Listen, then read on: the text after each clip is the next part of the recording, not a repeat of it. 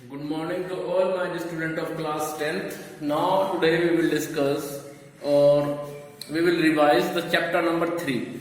Chapter number 3 which is a pair of linear equation. और मैंने बताया भी था आपको प्रीवियस वीडियो में कि इस चैप्टर के रिगार्डिंग यहाँ पे 3 पार्ट है. इस चैप्टर के 3 पार्ट हैं. First part in which we will discuss regarding to the solution of x and y with the help of 4 methods: elimination, graphical, substitution and cross multiplication. In second part we have a word problem and we convert these word problem into 2 linear equation with the help of 2 variable x and y, and then we solve that linear equation with the help of any one method. Mostly we will use method elimination to solve those linear equation because elimination method is more easy. ठीक है. And third part of this chapter is we have a certain condition. On the basis of this condition we can check out that the given pair of linear equation contain a solution और no solution. ठीक है. हमारे पास कुछ conditions हैं जिनके basis पर ये बता सकते हैं कि भाई हमारा जो पेयर है उसका कोई सॉल्यूशन आएगा या फिर नहीं आएगा. Clear. So on the basis of those condition we can check out the system of linear equation. Clear.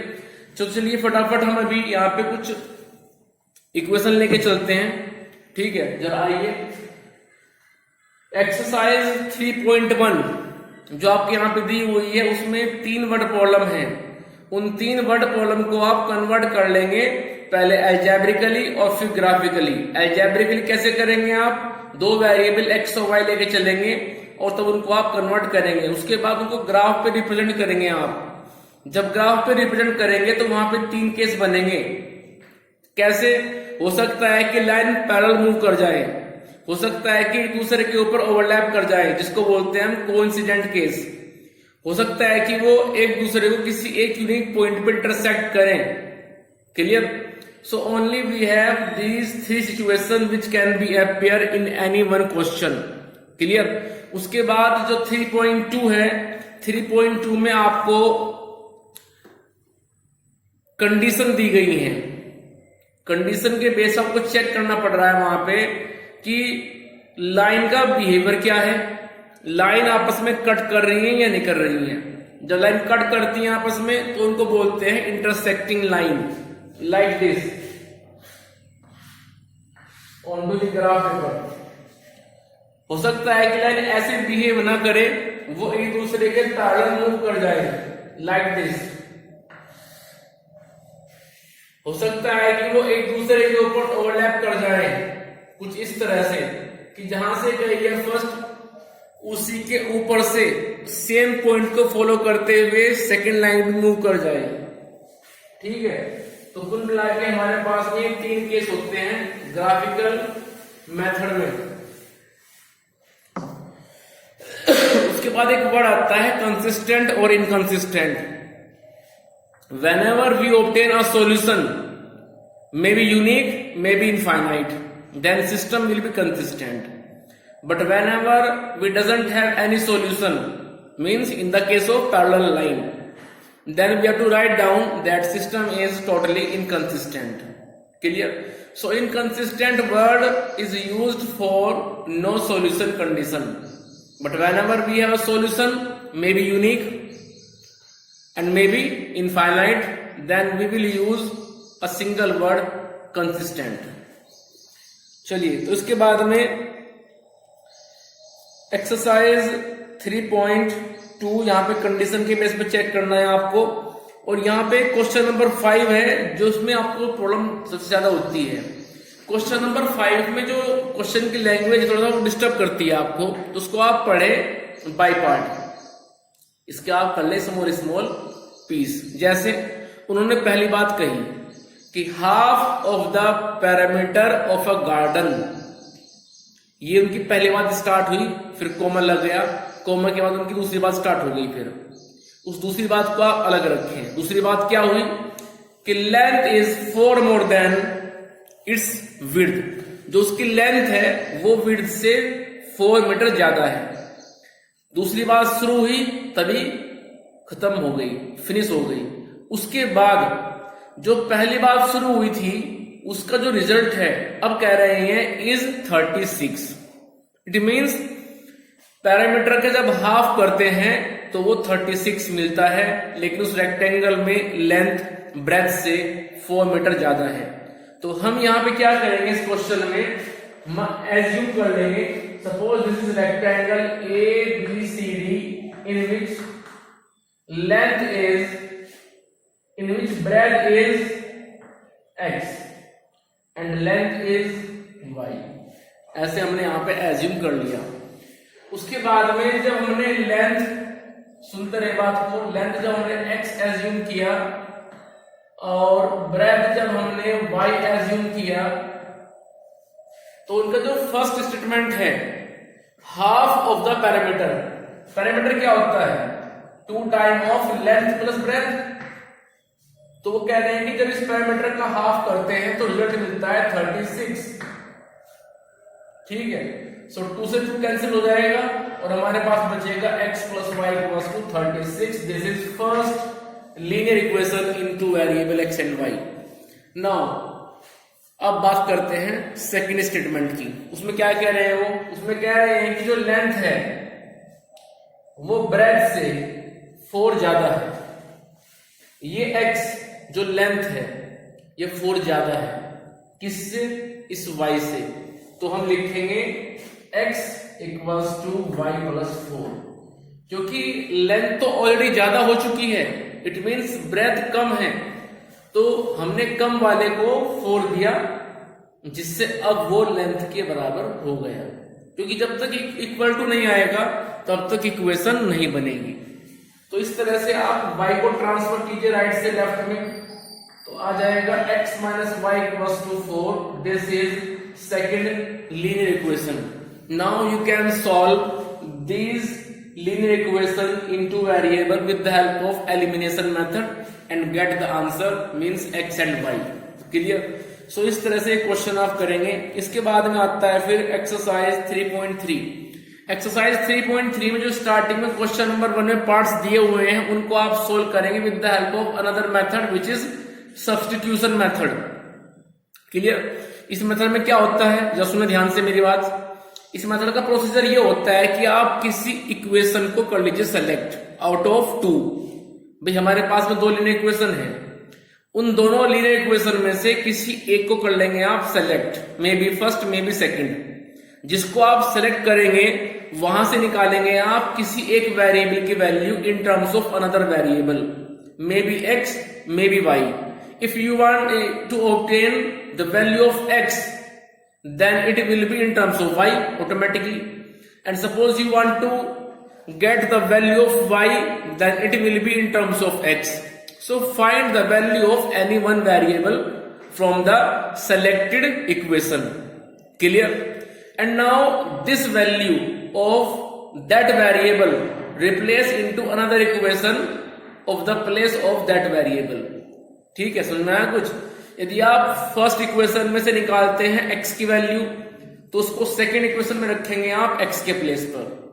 ठीक है, और यदि आप निकालते हैं सेकेंड इक्वेशन में से y की वैल्यू तो उसको रखेंगे फिर आप फर्स्ट इक्वेशन में y के प्लेस पर। तो कुल मिला के कहने की बात यह है कि जिस इक्वेशन से निकालेंगे आप वैल्यू, आप दोबारा से उसमें नहीं रखेंगे, आप रखेंगे अनदर इक्वेशन में उसके प्लेस पर। ठीक है, समझ में आया कुछ? जैसे अब मान लीजिए आप निकालते हैं फर्स्ट से x की वैल्यू जो आएगी 36 माइनस वाई, तो उसको फिर आप पुट करेंगे सेकेंड इक्वेशन में x के प्लेस पर। 36 माइनस वाई इक्वल्स टू 4, तो ये बनेगा 36 minus 2y equals to 4। So minus 2y equals to 4 minus 36। ठीक है, तो ऐसे निकालेंगे आप यहां से y की वैल्यू। जब y की वैल्यू आ जाएगी तो उसको आप किसी भी इक्वेशन में रख करके निकालेंगे अनदर वेरिएबल की वैल्यू। ठीक है, तो इस तरह से हमारा प्लानिंग होता है। इसके बाद इसमें क्वेश्चन नंबर 2 दिया है, ध्यान से देखिए आप पेज नंबर 53। क्वेश्चन नंबर 2 में यहाँ पे हमें 2 टास्क परफॉर्म करनी है। फर्स्ट टास्क को ये है कि वहां पे आपको 2 लीनियर इक्वेशन दी हुई है। सबसे पहले तो उनको आप सोल्व कीजिए, मेथड अप्लाई कर लीजिए कोई भी, ठीक है, इट्स योर चॉइस। जब आप यहां से इन दोनों को सोल्व करके एक्स वाई निकाल लेंगे तो उसके बाद चलेंगे आप second part of this question number 2। उसमें क्या बोला गया है, वो कह रहे हैं कि y equals to mx plus 3, ये एक लीनियर इक्वेशन है, ठीक है, और हमें क्या निकालना है यहां से, केवल m। अब m कब आएगा, m तब आएगा जब बाकी दोनों वेरिएबल x और y को आप रखेंगे, क्योंकि फिलहाल इस इक्वेशन में 3 वेरिएबल हो गए, y, m as well as x variable. तो 3 वेरिएबल में से किसी को निकालना है, तो जब तक आप बाकी 2 वेरिएबल को नहीं पुट करेंगे तब तक वो तीसरा वेरिएबल कैसे निकल के आएगा, वो नहीं आएगा। तो आपने जो x और y निकाला है पेयर से इस क्वेश्चन में, ठीक है, सोल्व करके जो निकाला है आपने x और y, वो आप रखिए x और y के प्लेस पे, और तब निकालेंगे आप थर्ड वेरिएबल m की वैल्यू। क्लियर। उसके बाद क्वेश्चन नंबर 3, क्वेश्चन नंबर 3 में कुछ प्रॉब्लम दी हुई हैं और ये प्रॉब्लम इजी है, इनमें कोई टेंशन की बात नहीं है। जो 4th प्रॉब्लम है पेज नंबर 54, थोड़ा सा यहाँ कंफ्यूजन है। इस 4th प्रॉब्लम में पेज नंबर 54 यहाँ पे टैक्सी की बात की गई है। सर टैक्सी, जो टैक्सी वाला है वो 2 तरह के चार्ज आपसे ले रहा है, सुने ध्यान से मेरी बात को। उसके यहाँ पे 2 चार्ज है, एक तो है फिक्स चार्ज, एक है एडिशनल चार्ज। फिक्स चार्ज उसका फिक्स है, आप टैक्सी में बैठ करके 1 किलोमीटर जाएं, 2 किलोमीटर जाएं, इट डजंट मैटर, जो उसका फिक्स चार्ज है वो आप पे चार्ज किया जाएगा, आपसे लिया जाएगा। लेकिन जो एडिशनल चार्ज है वो डिपेंड करता है किलोमीटर पे, कि आप जा रहे हैं कितना दूर। आप जा रहे हैं 5 किलोमीटर तो आपको 5 किलोमीटर के हिसाब से पे करना पड़ेगा उस टैक्सी वाले को। आप जा रहे हैं 10 किलोमीटर तो आपको 10 किलोमीटर के हिसाब से पे करना पड़ेगा वो एडिशनल चार्ज उस टैक्सी वाले को, ठीक है। तो टैक्सी वाला आपसे लेगा 2 तरह के चार्ज, एक आपके किलोमीटर के हिसाब से, दूसरा उसका अपना फिक्स चार्ज है। मान लीजिए उसका फिक्स चार्ज 5 रुपीज है और किलोमीटर के साथ उसका चार्ज मान लेते हैं कि 10 रुपीज है।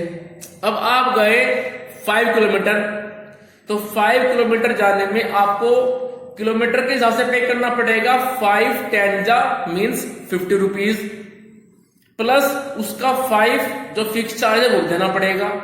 तो 50 किलोमीटर के लिए 5 वो फिक्स चार्ज है, तो 50 plus 5 it means 55 rupees you have to pay to that taxi owner, ठीक है, आपको उसको देना पड़ेगा, ठीक है। तो उन्होंने क्वेश्चन में यही बात कही है, तो क्वेश्चन में आपको कंफ्यूज नहीं होना है। आप क्या करेंगे, आप यहाँ पे लेंगे fix charge as a x rupees, additional charge per kilometre as a y rupees per kilometre, ठीक है, आप XY एज्यूम कर लेंगे। उसके बाद जाएंगे आप फर्स्ट केस पे। फर्स्ट केस में जितना भी वो चले हैं, ठीक है, तो आप वहां पे किलोमीटर का निकालो अलग से, प्लस कर दो उसमें x, एक वस्तु जितना पे किया है वो रख दीजिए, तो बन जाएगी फर्स्ट इक्वेशन। ऐसे करेंगे आप सेकंड केस में, तब जाके वो क्वेश्चन आपसे हो पाएगा, ठीक है।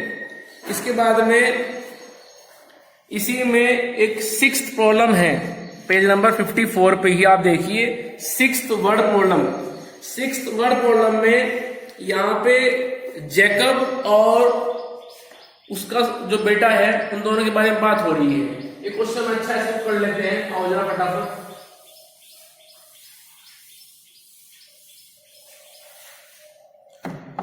जैकब और जो उसका बेटा है उन दोनों में बात हो रही है आपस में। तो जैकब कह रहे हैं कि भाई 5 ईयर हेंस, यानी कि 5 साल बाद, ठीक है, 5 साल के बाद में जो आपकी एज होगी उसका 3 टाइम उस वक्त मेरी एज हो जाएगी।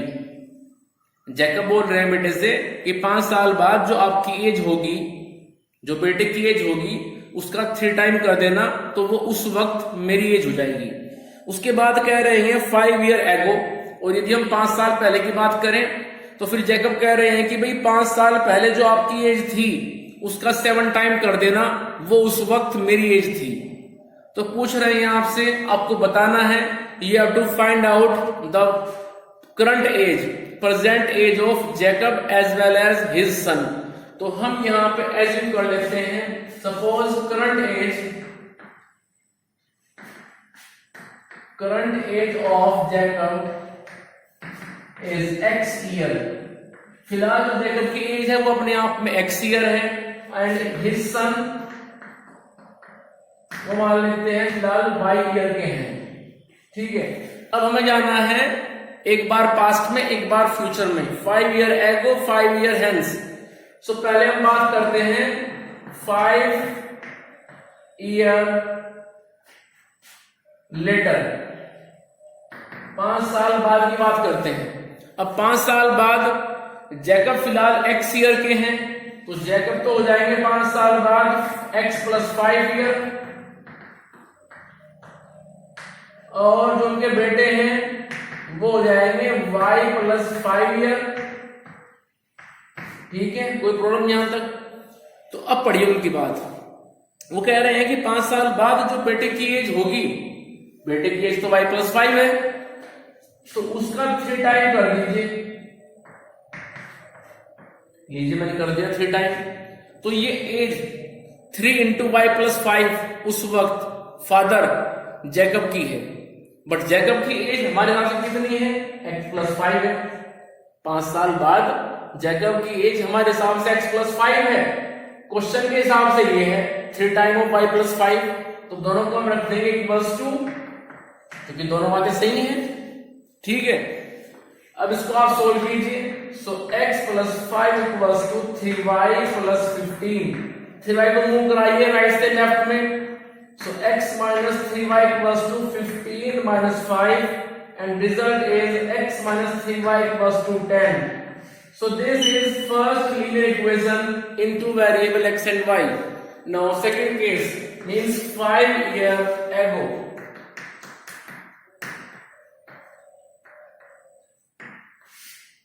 यदि हम 5 साल पहले की बात करें, फिलहाल फादर की एज x है और बेटे की एज y है, तो 5 साल पहले क्या हो जाएगी? जो फादर हैं वो हो जाएंगे x माइनस 5 ईयर, और जो बेटे हैं वो हो जाएंगे y माइनस 5 ईयर।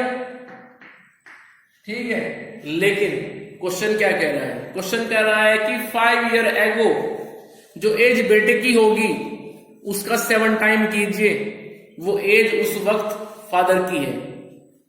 बेटे की age 5 year ago y minus 5 है, इसका 7 टाइम किया तो ये एज हो गई फादर की क्वेश्चन के हिसाब से। ठीक है, लेकिन हमारे हिसाब से फिलहाल जो 5 ईयर एगो एज आ रही है फादर की, वो कितनी आ रही है? x minus 5। क्वेश्चन कह रहा है 7 टाइम ऑफ y माइनस 5। ठीक है, सो दोनों को पुट करेंगे हम इक्वल्स टू, अब इनको हम सिंप्लीफाई करेंगे। So x minus 5 equals to 7y minus 35। 7y को आप ट्रांसफर कीजिए राइट से लेफ्ट में, so we have x minus 7y equals to minus 30. This is second linear equation into variable x and y. Use any one method and find the value of x and y. X means age of Jacob and y means age of his son. Clear? So इस तरह से ये आपकी exercise पूरी हो गई। इसके बाद में जो आप चलेंगे आगे, एक्सरसाइज इज 3.5।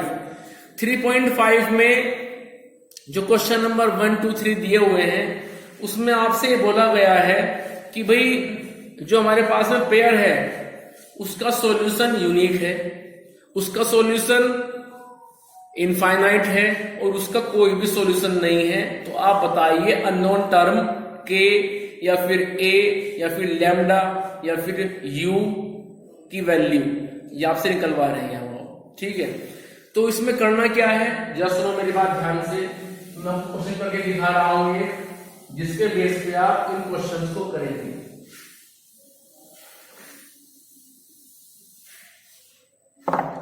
ठीक है, अब देखो मान लीजिए मैंने आपसे कहा कि भाई a minus b into x plus a plus b into y plus two 5 and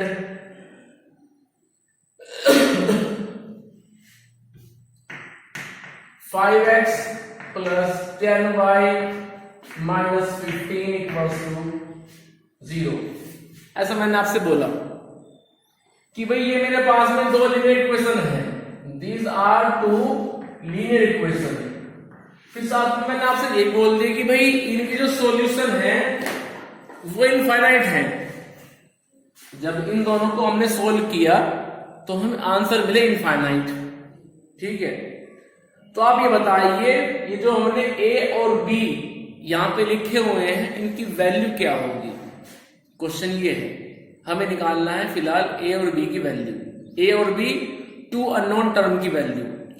तो हम क्या करेंगे, क्वेश्चन की जो लैंग्वेज है जो उसमें दिया गया है हम उसी फैक्ट का यूज करेंगे ए और बी को निकालने के लिए।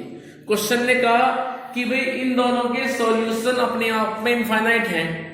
इतना कहते ही हमारे पास में उन तीन कंडीशन में से एक कंडीशन हमारे दिमाग में फैच हो गई एकदम से। ठीक है, वो कंडीशन क्या थी, if two equation has a infinite solution then a1 upon a2 equals to b1 upon b2 equals to c1 upon c2.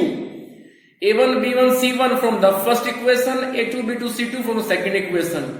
a1 b1 is the coefficient of x and y from the first equation and a2 b2 is the coefficient of x and y from the second equation. Clear? c1 is a constant term in first equation and c2 is constant term in the second equation. Clear? तो सबसे पहले आपकी duty ये है कि उन दोनों equation के आप राइट हैंड साइड को जीरो बनाइए, क्योंकि हमारे यहाँ पे जो स्टैंडर्ड लीनियर इक्वेशन होती है वो ax plus by plus c equals to 0 होती है, उसका राइट पार्ट 0 होता है हमेशा।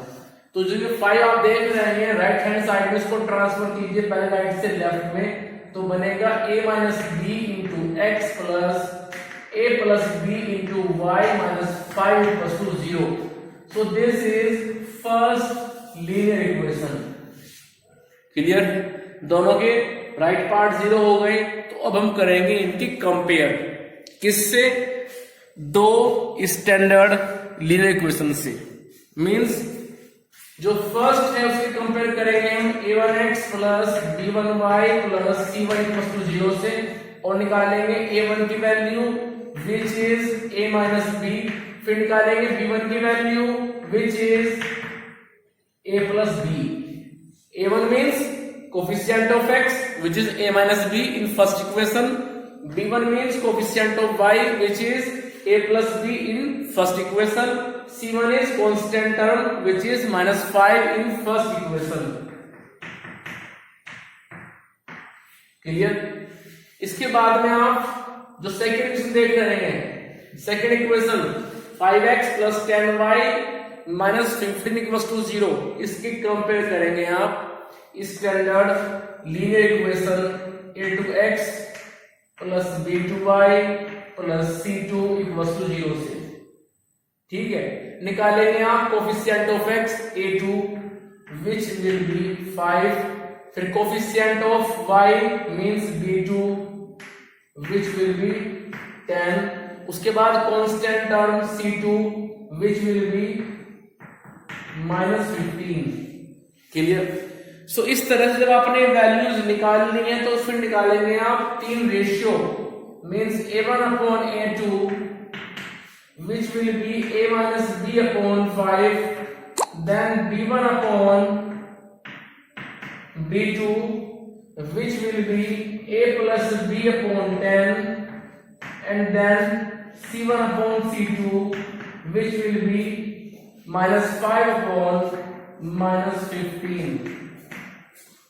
After getting the value of three ratios, we use the fact of the question which is given into the question, and fact is that these two linear equations have infinite solution. So we have to write down, because solution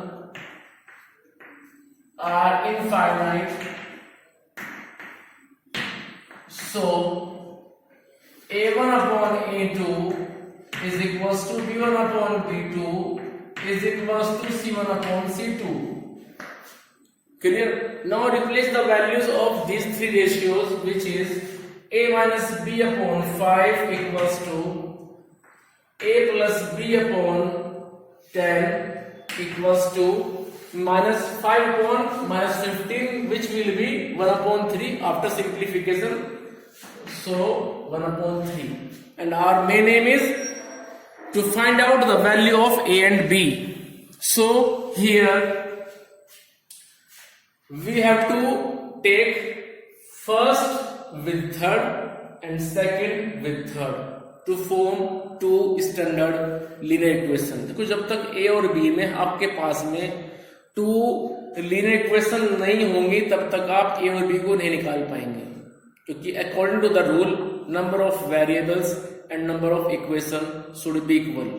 ठीक है, तो यहाँ पे आप second को और third को लेंगे और बनाएंगे अपनी फर्स्ट लीनियर इक्वेशन, फिर फर्स्ट विद थर्ड लेंगे और बनाएंगे अपनी लीनियर इक्वेशन। ठीक है, क्योंकि इक्वल्स टू सभी में लगा हुआ है, इट मींस रेशियो अपने आप में इक्वल वैल्यू कंटेन कर रहे हैं। आपको भले ही दिख रहा हो a प्लस बी और a माइनस बी, लेकिन इनकी जो वैल्यू आएगी ओवरऑल वो अपने आप में इक्वल आनी है।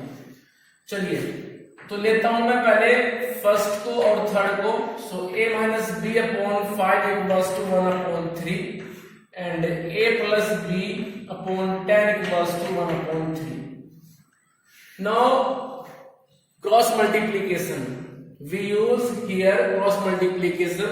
So a minus b multiply by 3 and we get 3a minus 3b equals to 5,